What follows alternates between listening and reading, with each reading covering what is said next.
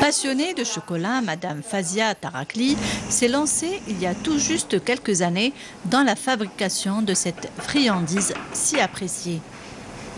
Je suis de formation esthéticienne et donc après, c'est vrai que j'ai toujours fait du chocolat à la maison. Je suis passionnée de chocolat, donc c'est vraiment une histoire d'amour entre le chocolat et moi.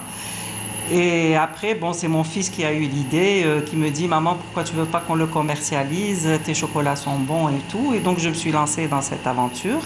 Et effectivement, ça a beaucoup plu aux gens.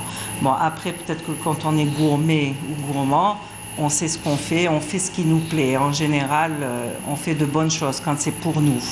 Donc, automatiquement, on essaye de le reproduire pour les autres aussi. Armée de courage, mais aussi d'un talent certain, l'artisane maîtrise toutes les techniques pour avoir un bon chocolat brillant. Ici, vous avez la tempéreuse dans laquelle on met le chocolat en pistole pour le faire fondre. Donc, et le tempéré, ce qu'on appelle la cristallisation. Donc, on le fait monter à une certaine température, on le redescend et on le remonte, et à ce moment-là, on peut l'utiliser. Donc la cristallisation est obligatoire dans le chocolat et c'est ça le secret du chocolat. Pour avoir un chocolat brillant, cassant et qui ne fonde pas facilement, donc il faut bien le cristalliser. Et bien sûr, chaque chocolat a sa température de cristallisation.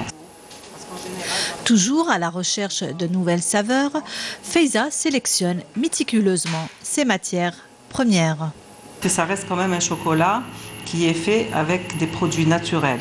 Il faut le préciser, c'est que je n'utilise pas d'arômes, je n'utilise pas de conservateurs, il n'y a que des produits frais et naturels dans mes chocolats.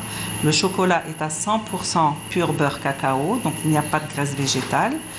J'utilise le vrai beurre, la vraie crème fraîche pour faire mes ganaches, donc il n'y a que des produits nobles. Tous ces parfums qui ont envahi notre enfance, qui nous ont habités même, tous ces parfums, toutes ces odeurs et tout ça. Donc, à tout prix, je voulais les mettre dans un bon chocolat, pourquoi pas.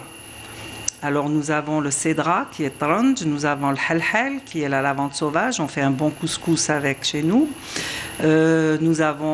J'utilise aussi le jasmin, donc une odeur d'enfance. Le fil aussi, qui est aussi une odeur un souvenir d'enfance.